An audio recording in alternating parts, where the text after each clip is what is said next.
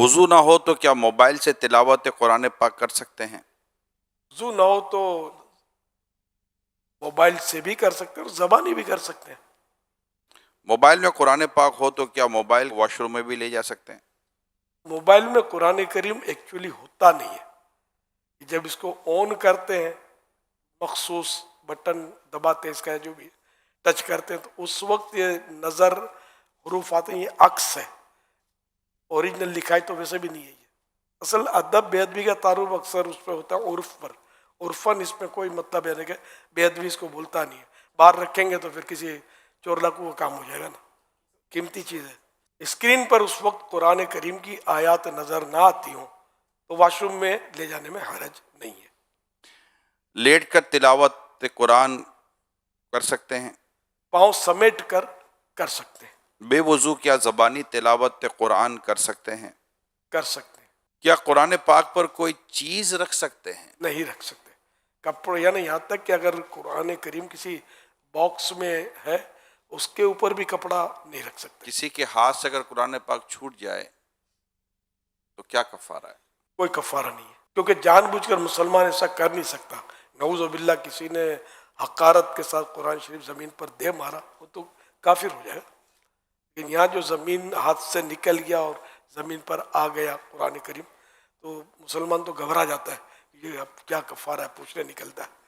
کفارہ نہیں ہے کوئی، اس کا گناہ بھی نہیں ہے، کیونکہ یہ خود بیچارہ پریشان ہو گیا، جان بوجھ کر تو اس نے کیا ہی نہیں. اٹھاتے ہیں اور چومتے بھی ہیں اور گھبرا بھی جاتے ہیں اور یہ بالکل. ساری چیزیں ہوتی ہیں. یہ ایمان کی مضبوطی کی علامت ہے اور خوف خدا کی بہت پیاری نشانی ہے یہ کہ اللہ کا کلام، میرے رب کا کلام، یہ کس سے نیچے آ گیا.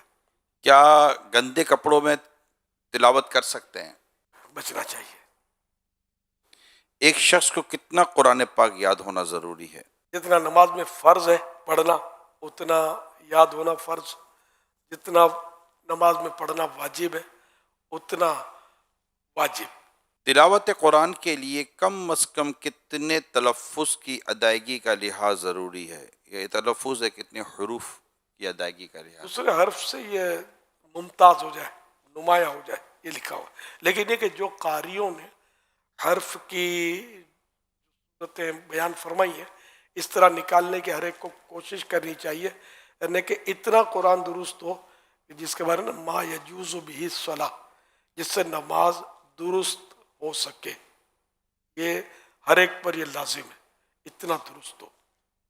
اب سین اور شین کا فرق نہیں کرتے، عین الف کا فرق نہیں کرتے، ہا حا کا بھی فرق نہیں کرتے. بھاری تعداد ایسوں کی جو فرق نہیں کرتے. اعلیٰ حضرت امام احمد رضا خان رحمۃ اللہ علیہ فرماتے ہیں اتنی تجوید سیکھنا کہ ہر حرف دوسرے حرف سے صحیح ممتاز ہو فرض عین ہے، بغیر اس کے نماز قطعاً باطل ہے. کوئی بزرگ کرسی پر بیٹھے ہیں یا کوئی بھی شخص کرسی پر بیٹھے ہوئے ہیں، کیا زمین پر بیٹھ کر قرآن کریم کی تلاوت کر سکتے ہیں؟ بے ادبی ہے. اگر کوئی قریبی کرسی پر بیٹھا ہوا ہے، کوئی زمین پر بیٹھے تلاوت کر رہا ہے، تو اب اگر کرسی پر بیٹھنے والا بیچارہ اپنی مجبوری سے بیٹھا ہے تو تلاوت کرنے والے کو چاہیے کہ کوئی اور جگہ چلا جائے، ہاں فاصلہ کر لے. مساجد میں اس وقت کرسیوں پر بیٹھنے کی کیونکہ تعداد بڑھ رہی ہے تو لوگ کرسی پر بیٹھ کر، جس کو نیچے بیٹھ کر نماز جو نہیں پڑھتے، جو کرسی پر بیٹھ کر نماز پڑھتے ہیں، تو یہ عموماً قرآن کریم بھی کرسی پر بیٹھ کر ہی پڑھ رہے ہوتے ہیں.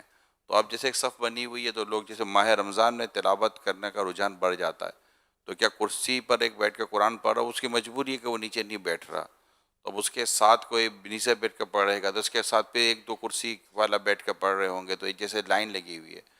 تو اگر اس طرح مساجد میں کہیں ہو رہا ہو تو کیا یہ درست نہیں رہے گا؟ اصل در و مدار وہی ہے جو ارشاد فرمایا عرف کے اوپر ہے. تو بالکل ساتھ وہ بیٹھا ہوا ہے اس کے پاؤں کے پاس، تو اس کو دیکھ کے کوئی بھی تعجب کا کرے گا کہ یہ کیا ہو رہا ہے. تو اگر کچھ فاصلے پہ وہ بیٹھا ہوگا تو پھر اس سے وہ محسوس نہیں ہوگا کہ بے ادبی ہو رہی ہے. تو ایسے مقام پہ کچھ فاصلے پر وہ بیٹھ کر پڑھے.